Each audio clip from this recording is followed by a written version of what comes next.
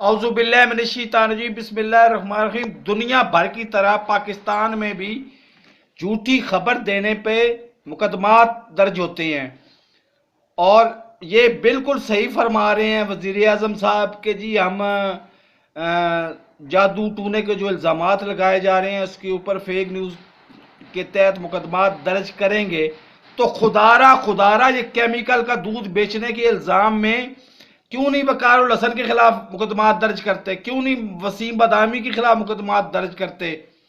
आप वसीम बदामी और वकारुल हसन दोनों से पूछें कि क्या केमिकल से ज़्यादा दूध की मशहूरी में काम करना फेक न्यूज़ नहीं है।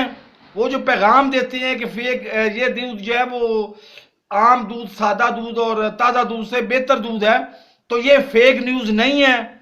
खुदारा को अवाम का भी सोचें और मेरे इस चैनल को सब्सक्राइब नहीं किया तो सब्सक्राइब कर लें, साथ लगे बेल आइकन को दबा के नोटिफिकेशन को ऑन कर दें ताकि मेरी हर नई आने वाली वीडियो का नोटिफिकेशन आपको बर वक्त मिल सके। अल्लाह हाफिज़।